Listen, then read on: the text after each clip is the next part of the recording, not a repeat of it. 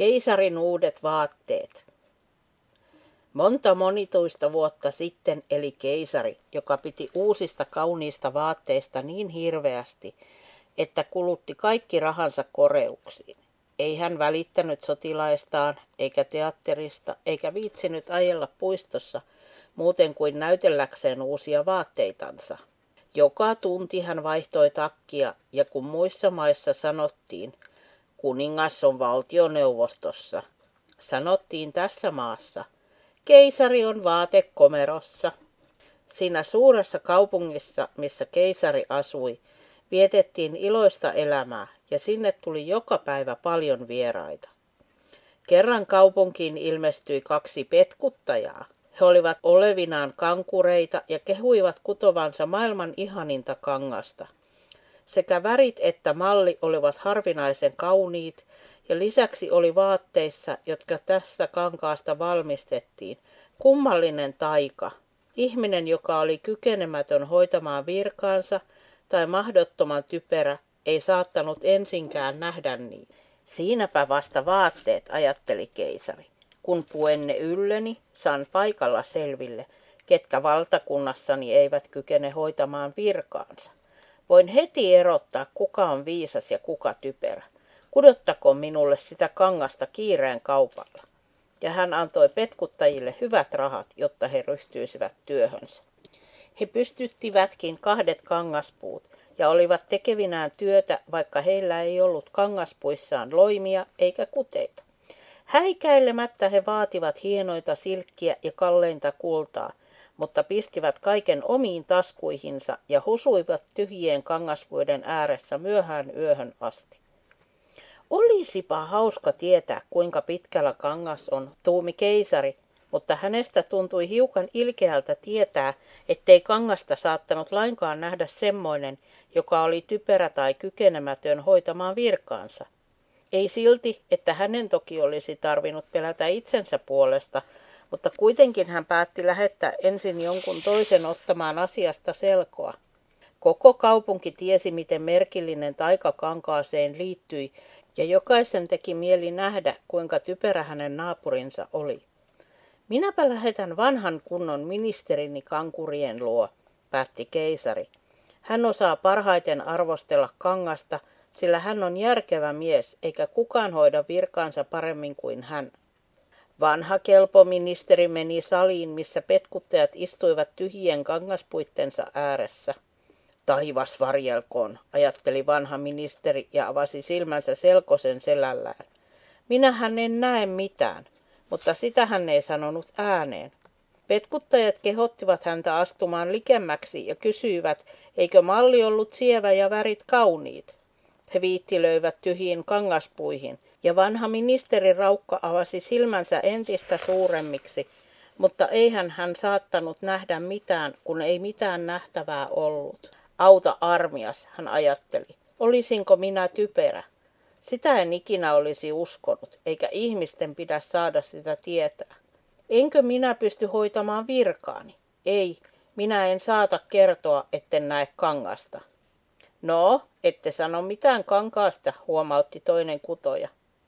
Voi, se on kaunista, aivan erinomaisen kaunista, sanoi vanha ministeri tirkistellen silmälasiensa takaa. Tämä malli ja nämä värit, niin kyllä minä sanon keisarille, että kangas miellyttää minua kovasti. No sehän on hauskaa, sanoivat kankurit ja selittivät, mitä värejä ja millaista mallia kankaassa oli käytetty. Vanha ministeri kuunteli korvat tarkkoina, jotta voisi kotiin tultuaan kertoa kaiken keisarille, ja niin hän kertoikin. Petkuttajat vaativat yhä enemmän rahaa, silkkiä ja kultaa. Niitä tarvittiin muka kankaaseen, mutta he pistivät kaikin omiin taskuihinsa.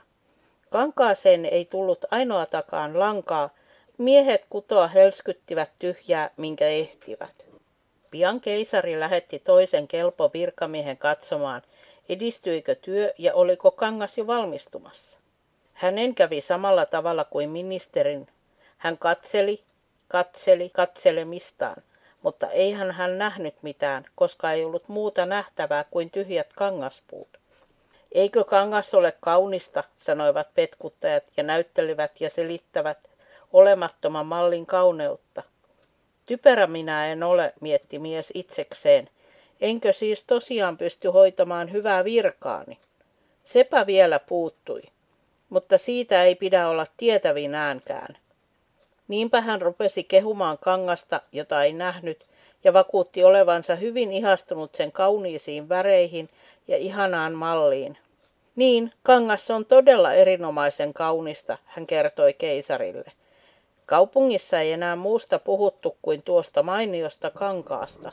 Jo teki keisarin mieli katsoa kangasta, kun se vielä oli kuteilla. Saattuenaan joukko oivallisia miehiä, mukana myös molemmat kelpo virkamiehet, jotka olivat aikaisemmin käyneet katsomassa kangasta. Hän lähti kavalien petkuttajien luo. Miehet kutoivat minkä jaksoivat, mutta ilman loimia ja kuteita. Eikö se ole suuremmoista, sanoivat nuo 2 kelpo virkamiestä. Teidän majesteettinne, suvaitkaapa vain katsella tätä mallia ja näitä värejä. Ja sitten he näyttivät tyhjiä kangaspuita, sillä he luulivat muiden toki näkevän kankaan. Mitä kummaa, ajatteli keisari. Minä en näe mitään. Sehän on kauheata. Olenko minä typerä? Enkö minä kelpaa keisariksi? Pahempaa kolausta en olisi voinut saada. Oi, se on erittäin sievää, sanoi keisari. Ilmaisen kaikkein korkeimman tyytyväisyyteni, ja hän nyökytteli ystävällisesti päätään ja katseli tyhjiä kangaspuita, uskaltamatta sanoa, ettei nähnyt mitään. Koko hänen seurueensa katsoa tirkisteli, mutta kukaan ei nähnyt sen enempää kuin toisetkaan. Kaikki he kuitenkin keisarin mukana vakuuttivat, oi, se on erittäin sievää, ja kehottivat keisaria esiintymään uudet vaatteet yllään siinä suuressa juhlakulkueessa, joka piakkoin pantaisiin toimeen. Se on erinomaista, ihanaa, suuremmoista, kuului suusta suuhun, ja kaikki olivat kankaaseen erittäin mieltyneitä. Keisari myönsi petkuttajille napinlävessä kannettavan rintamerkin sekä kankurijunkkarin arvonimen. Juhlan piti alkaa aamupäivällä, ja koko edellisen yön petkuttajat valvoivat ja tekivät työtä 16 kynttilän valossa. Kansa saattoi nähdä, että he ahersivat hikihatussa saadakseen keisarin uudet vaatteet valmiiksi. Kankurit olivat ottavinaan kankaan kangaspuilta, leikkasivat ilmaa suurilla saksilla, ompelivat neulalla, jonka silmässä ei ollut lankaa, ja sanoivat vihdoin, kas, nyt vaatteet ovat valmiit. Kun keisari ja hänen ylhäisimmät hoviherransa tulivat paikalle, petkuttajat nostivat toisen kätensä ikään kuin jotakin pidellen ja sanoivat, kas tässä housut, tässä takki, tässä viitta ja niin edespäin. Ne ovat kevyet kuin hämähäkin seitti. Luulisi pukevansa päälleen pelkkää tyhjää, mutta sen vuoksihan ne ovatkin niin erinomaiset. Niinpä niin, sanoivat hoviherrat, mutta eivät he mitään nähneet, kun ei siinä mitään ollutkaan. Jos teidän keisarillinen majesteettinne suvaitsisi kaikkein armollisimmin riisuutua, sanoivat petkuttajat, niin me tässä suuren peilin edessä pukisimme teidät uusiin vaatteisiin. Keisari riisuutui, ja petkuttajat olivat kappale kappaleelta ojentavinaan hänelle uusia vaatteita, jotka he muka olivat ommelleet. He kietoivat kätensä hänen ympärilleen kuin sitoakseen laahusta, ja keisari kierteli ja käänteli peilin edessä. Hyvänen aika, kuinka ne sopivat hyvin. Tuo leikkaus on ihastuttava, kuului yhdestä suusta. Mikä malli ja mitkä värit, se on arvokas puku. Kunniakatos, jota kulkuessa kannetaan teidän majesteettinne pään päällä, on valmiina, ilmoitti juhlamenojen yliohjaaja. No niin, minähän olen kunnossa, virkkoi keisari. Eivätkö ne nyt sovi hyvin? Ja hän käänsi he vielä kerran peilin edessä kuin ihaillakseen komeuttaan. Kamariherrat, joiden piti kantaa laahusta, hapuilivat käsillään lattiaa muka tarttuen laahukseen, ja sitten he kulkivat kädet ojolla. Kukaan ei saanut huomata, etteivät he nähneet mitään. Ja keisari asteli juhlakulkuessa kauniin kunniakatoksen alla, ja kaikki ihmiset kaduilla ja ikkunoissa sanoivat, herranen aika, kuinka koreat keisarin uudet vaatteet ovat, ja kylläpä tuo laahus on ihana. Voi sentään, kuinka ne sopivatkaan hyvin. Ei kukaan tahtonut ilmaista, ettei nähnyt mitään, sillä silloinhan olisi huomattu hänen olevan typerä ja kelvoton hoitamaan virkaansa. Ikinä ennen ei keisarin vaatteita ollut näin ihasteltu. Mutta eihän hänellä ole vaatteita ensinkään, sanoi pieni lapsi.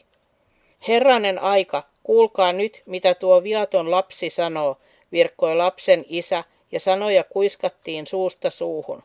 Hänellä ei ole vaatteita ensinkään, huusi vihdoin koko kansa. Keisarin selkää karmi, sillä hänestäkin kansa oli oikeassa, mutta hän ajatteli, kyllä minun täytyy kestää tämä loppuun asti. Ja hän ojenteli itsensä entistä ylpeämmäksi, ja kamariherrat kantoivat laahusta, jota ei ollut ensinkään. Sen pituinen se.